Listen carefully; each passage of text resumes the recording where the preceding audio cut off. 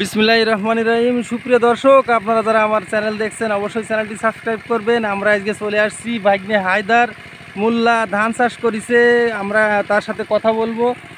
মাশাল্লাহ হয়তো 20-25 দিন হয়েছে ধানের বয়স। 2025 সালে কি ধান রোপণ করেছে হায়দার মোল্লা, আমরা তার সঙ্গে একটু কথা বলবো এবং শুনবো।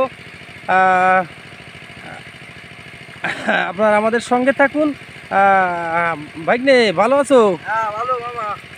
কি ধান রোপণ করেছো 2025 সালে? হীরা ধান, এক কাঠি মোটা না?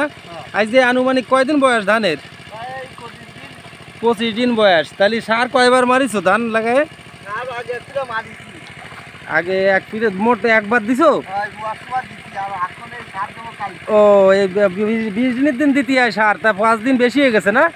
তার কালকে সার দিয়ে দিও দ্রুত, যাতে হ্যাঁ পানি দিয়ে কালকে সার দিয়ে দিবা। ঠিক আছে, ধন্যবাদ। আর ওই হীরা মোটা ধান না?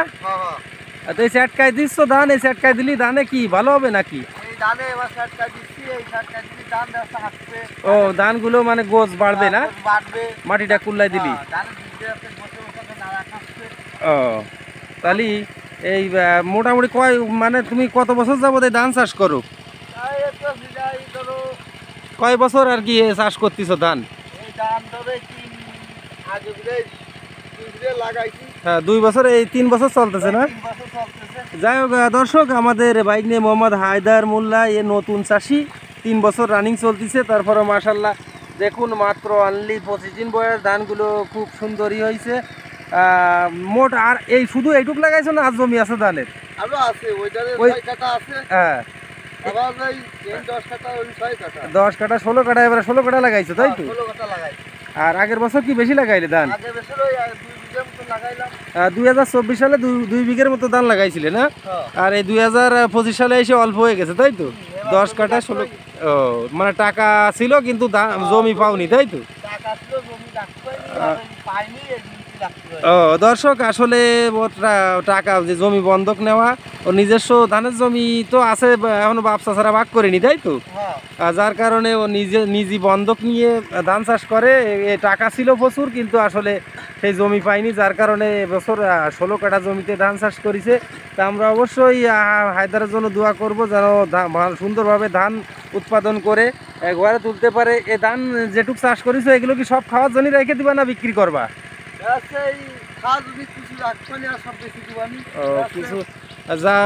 কিছু ও, এটা তো বেঁধে দিবা, আর ওই 6 কাঠাতে খাওয়ার জন্য রেখে দিবা তাই তো? দর্শক, ওর খাওয়ার যে ধান লাগবে সেটা রেখে বেঁচে দেবে। আর বিছালি কি করবা? গরু কয়টা আছে? গরু আছে একটা, বিছালিগুলো লাগে যাবে গরুর জন্য তাই তো? আচ্ছা দর্শক, ভাগ্নে হায়দারের গরু রয়েছে, ধানগুলো খাওয়ার জন্য রাইখে বাকিটা বিক্রি করে দেবে। আর এই বিছালিগুলো গরুর জন্য লাগবে, যার কারণে আমাদের যশোর জেলার অভয়নগর থানার 8 নং সিদ্ধিপাশা ইউনিয়ন 2 নং দুলগ্রাম, আমাদের দুলগ্রামে যত কৃষক আছে বেশিরভাগে সকলেরই কম বেশি বাড়িতে গরু আছে। কারোর ষাঁড় গরু আছে, কারোর গাভী আছে দুধের, আর কারোর বকনা বাছুর, কারোর ষাঁড় বাছুর আছে। এইগুলোর জন্য এক কথায় তাদের গরুর খাবার হিসেবে এই বিছালিগুলো খুব জনপ্রিয়। আপনারা জানেন এই বিছালিগুলো এই জন্য মানুষ নিতান্ত বাধ্য হয়ে ধান চাষ করে। কারণ আপনারা জানেন 1 কাউন বিছালির দাম বর্তমান 5,000-এর উপরে, 6,000-7,000 টাকা। যার কারণে এই ধান চাষ অনিবার্য, মানে বাধ্যতামূলক চাষ করাই লাগে, নইলে গরুর খাবার হয় না। আর জানেন তো আপনারা, শীতকালে ঘাস হয় না, ঘাস থাকে না, গরুর খাবারের সংকট দেখা দেয়।